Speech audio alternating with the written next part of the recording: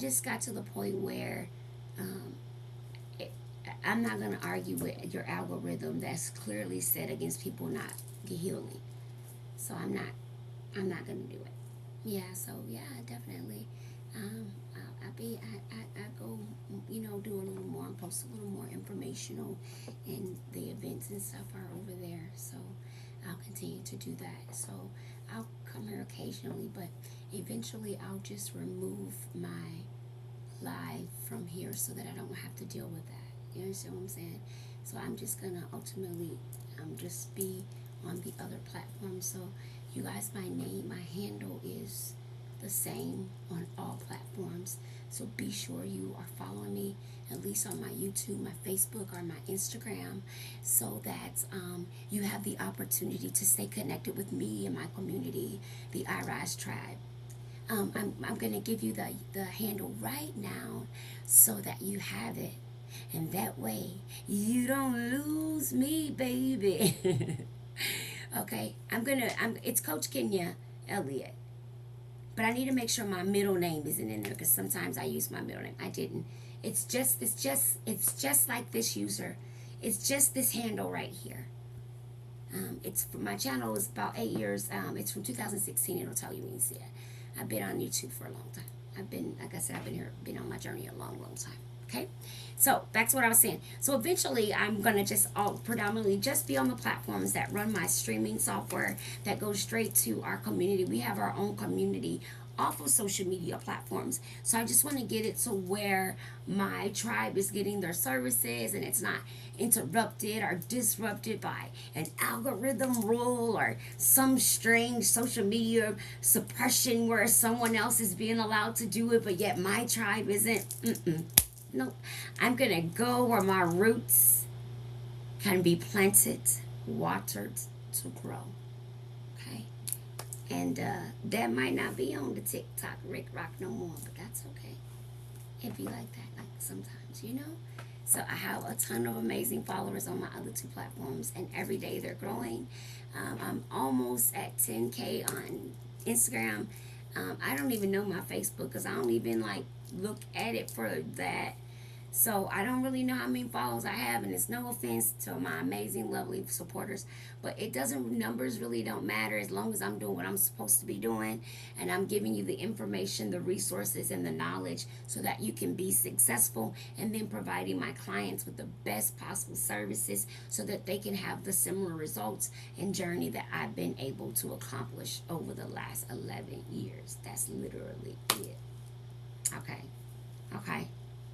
So I'm super excited because the reason why I'm excited, because this new workbook series we've been doing with the master classes have actually allowed people to start understanding their eating and restricting cycles.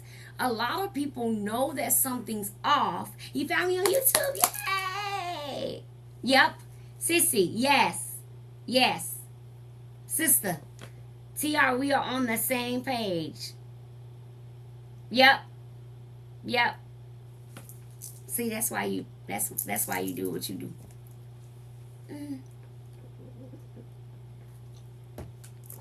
Hi, KG Jules, thank you. Jules, okay. Jules, that means you're gonna be seeing me be crazy on the YouTube. Y'all, I be turned up over there too. I don't know how I act nowhere. I act the same. One day, I'm going to be all neat and proper and forward. Yes. Never. Okay? We're going to be keeping it real around here so people can really grow. Okay? We're not going to do that. We're going to keep it real strong and real faithful so that we can actually grow. Yeah, we always are so we can actually grow. Okay. Your will be done. Are you ready? It's 8. I got on at 7:30. Fridays, we get 45 minutes. 30 minutes to kick it, 15 to talk. You ready? Because remember, I go to prayer right after this. Are you ready? Let's get to it. Because I got to go to Jericho Hour. I share Jericho Hour with y'all all the time. So when you see Jericho Hour, you got to click on the link. My first lady and bishop, boy, if you want somebody to pray the roof off something, baby. But baby, you got to be able to pray too. So a lot of times we always go to other people to pray for us, but one of the things that I've learned from Jericho Hour is that we have to pray for ourselves. We have to stop running to the telephone to call on everybody else when we're going through something. And we have to start dropping to our knees immediately and call on God. We have become so distended from falling to our knees and calling on God first that when man can't soothe us the way we think they should, we start hollering how nobody understands what we're going through. And maybe the reason why they don't understand what we're going through because we was never supposed to take them our issue in the first place. I'm just saying, hi Sharon. Sharon, I'm just saying. I ain't talking about nothing, Miss Sharon. Hi, one way man. Is it one way man? Hello. Chapter 3.7, your will be done. Not long after I began taking at least one faith risk each day. Now remember, the last time we read, we talked about I always pray, if I'm the problem, please fix me. If I'm not the problem, please protect me. Yup, period. Clock that and smacked it down. Hey, Lisa, listen, remember the last time we talked about in the reading, okay? It's your job to follow this stuff up. I'm initiating it for you. I'm cutting the engine on the car and I'm keeping gas in the car. It's your job to keep driving the car. Do you understand? Say, I understand, Coach. I'm putting gas in the car, okay? I'm putting gas in the car, and I'm keeping the car's maintenance up. Your job is just to drive it, right? You got me. Your job is to drive the car. So if we read a section, and I give you homework to write on it, you do your homework, you write on it, you take it to the Lord in prayer. Because that's what I'm doing. Because we're not just reading. We're not just talking. We're not just playing house. This ain't Barbie dolls in Playland. We're trying to find freedom in anywhere that we've misunderstood the calling on our life. And if weight is our issue and it's blocked us and caused the gap between our walk with Christ and ourselves, then we're asking God to find it, reveal it, remove it, and then send us. We're doing something real basic and simple. We're keeping it cute. We're keeping it soft. We're keeping it cute. We're keeping it soft. Very simple. But you got the car. It's got $8 billion worth of gas in it because gas is $8 billion. Okay? So you're driving around in a car with $8 billion gas. I need you to drive it somewhere. So I need you to have a sense of urgency and diligence and feel safe enough with your higher power to cry out to him, to ask him for what it is you need. I don't know. I'm not nobody. I'm merely a man or a woman or whatever you call. I know I'm a woman, but I'm saying, you know what I'm saying? I'm not God. So I have no magical powers of my own without the power of him within me that I can pursue into you. There's nothing within me, the one man, that I'm going to do on my own to put something within you without the power of God. I don't got no magical tricks. I didn't save my life. God did. I didn't lose weight. God did.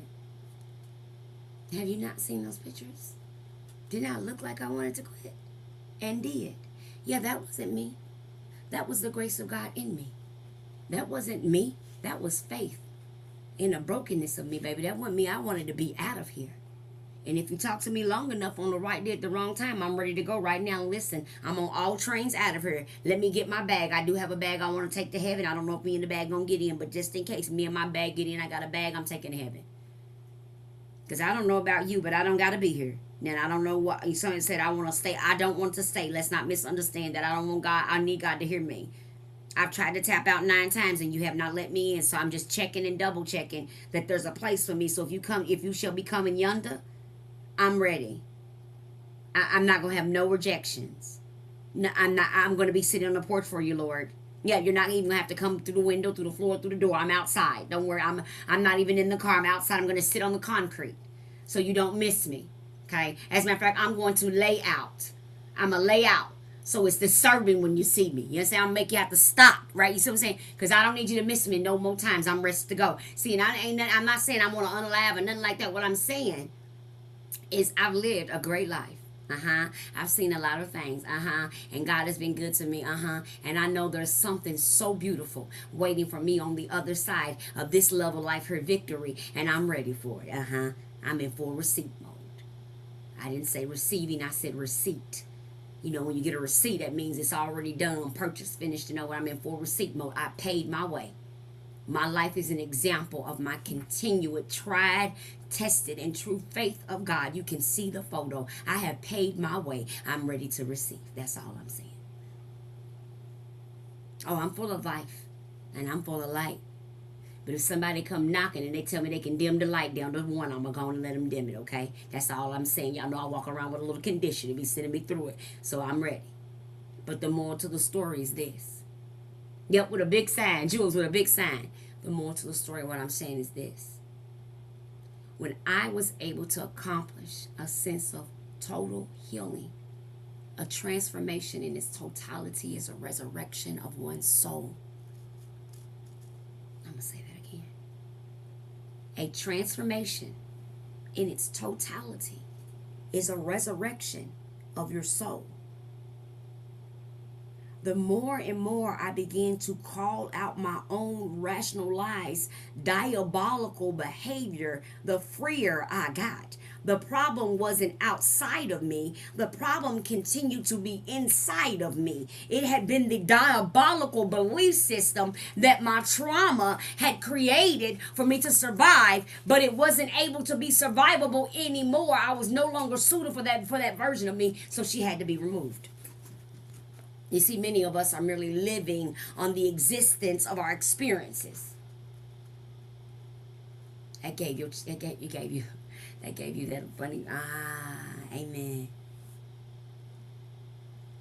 We don't even know that. We're literally living on the existence of our painful experience. Oh, I don't like that because of, oh, no, I'm not doing that because of, oh, I remember when because of, nope, because of, I don't like that because of, I'm not going over because of, nope, last time because of.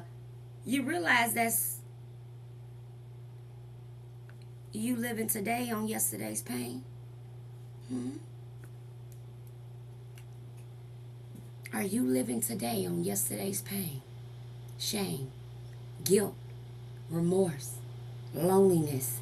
How can you serve the Lord when you are sitting around demeaning, demanding, abusing, neglecting, and rejecting yourself?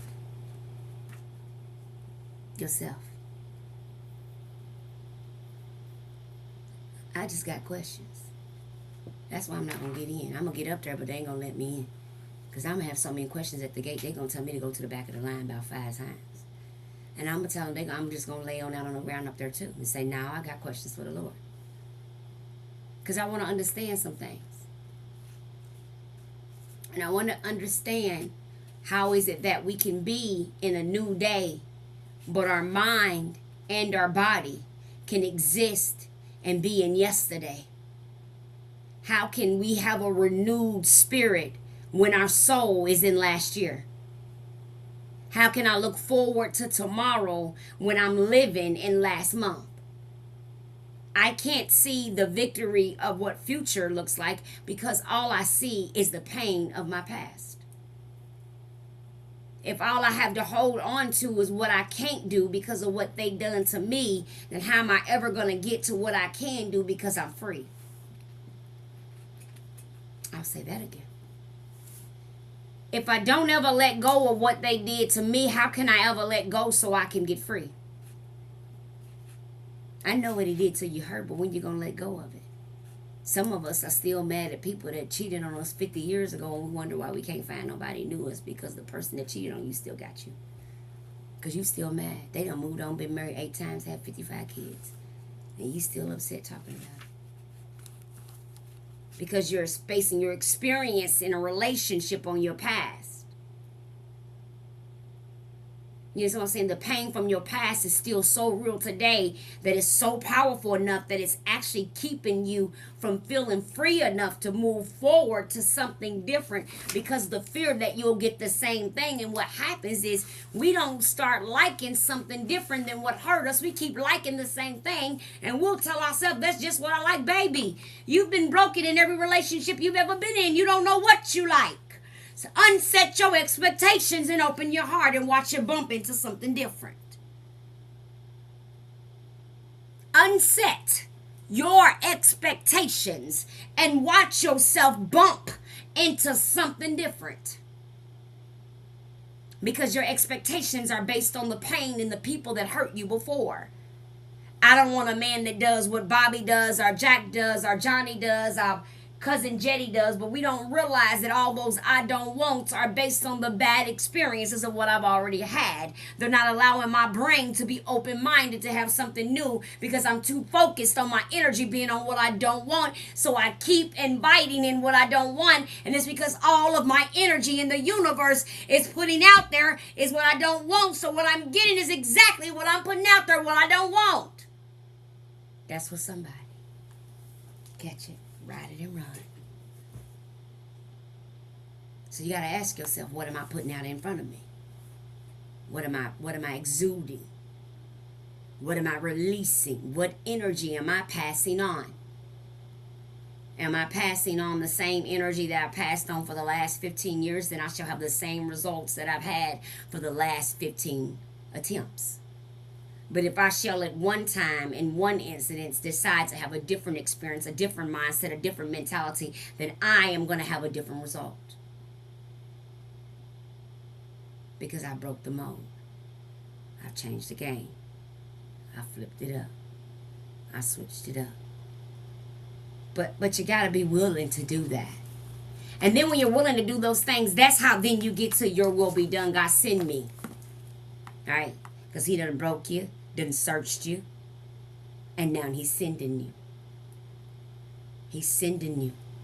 Where we will then pour out ourselves daily in faith, knowing that if I'm not in self-will, pity, irritability, discontent, if I stay out of my self-pity and myself, I can be in service of those who need it according to God as he calls me. All right, it says, not long after I began taking at least one faith risk each day, I also expanded the way I pray for God to use me. Instead of simply asking God to send me, I personalized it. Since God created every part of my body, I take time to pause, pray, and devote specific parts of my body to him. This short prayer to God energizes me spiritually. It empowers me emotionally. And it embodies me to do this, to do his will. My dangerous prayer of dedication varies slightly every day, but it generally goes something like this. Heavenly Father, because you gave Jesus for me, I give my whole day to you today. Every part of me is yours. Take each part of the body you created and consecrated for your purposes today. God, I give you my mind. Please guard my thoughts. Help me take captive any thought that is not from you. Make it obedient to Christ in all your truth. Renew my mind. May all my thoughts be pleasing to you. Help me to think on things that are pure. Help me to think on things that are pure, excellent, worthy of praise. Help me to think your thoughts. Direct my mind towards your perfect will today. Powerful prayer. Powerful prayer. Did we get it? You need to read it again? You need to read it again? You know we ain't got that many pages left, so we can only read a little paragraph a day if we're going. If this book is gonna make it to May, I don't think it's gonna make it to May. I ain't trying to be a Debbie Downer, but this is all we got left. So the only way we're gonna make it to May, y'all, is if we only read this much a day, okay? So in order to stay in our reading series, we're going to have to slow down like James. But that's because some days, y'all, we would be reading whole chapters. Because the book is good. Anyway, Dangerous Prayers by Craig Rochelle. He's a pastor. He talks to you about changing your prayer life, helping you have a stronger prayer life with Christ, and walk you through the process of basically detoxing your mind and your body and your heart, inviting God into that clean and open space, and then asking God to see you on purpose with passion and service, okay? So we are toward the end of that book on section 3. So thank you guys so much. But okay, now open for questions. Questions! One of the reasons why we started this series because I wanted people to start praying specifically about their food and eating behaviors to God.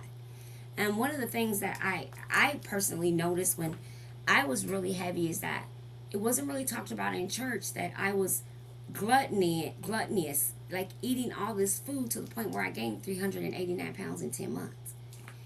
And so I just began to see like there was this culture where we kind of ignored obesity in the church, but we talked about every other sin like it was the leprosy, but nobody talked about obesity. Like nobody talked about it.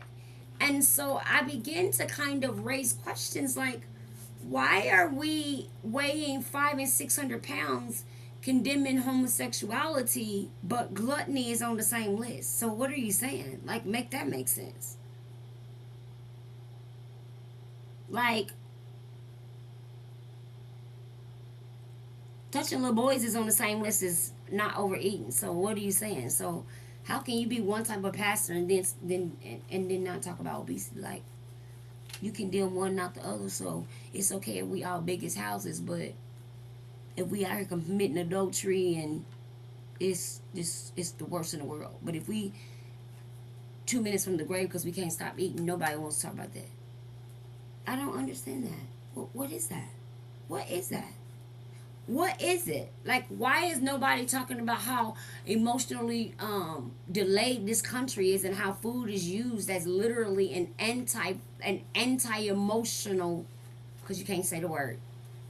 How is nobody talking about how this country is literally utilized food as a way to help people FEEL for its literally almost its entire existence, except for back in like the 1950s?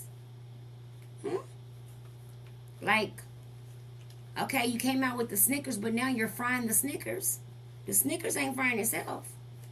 You are. So we eating bananas, but we dipping them in chocolate and frying them. What the? You understand what I'm trying to say? So you're not crazy. The culture that you're battling with is actually being produced on a mass epidemic scale. Like, these things are being approved, FDA approved, to be sold to you so you can consume them. So you're not crazy. There is something wrong with the food too.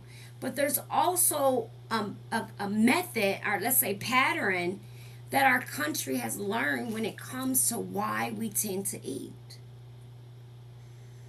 Right? Like, we tend to eat to calm sadness, to help address emotional dysregularity. If my dopamine's low, let me eat something sweet. If I'm anxious and upset, let me eat something salty. If I'm bored or nervous, let me eat something crunchy.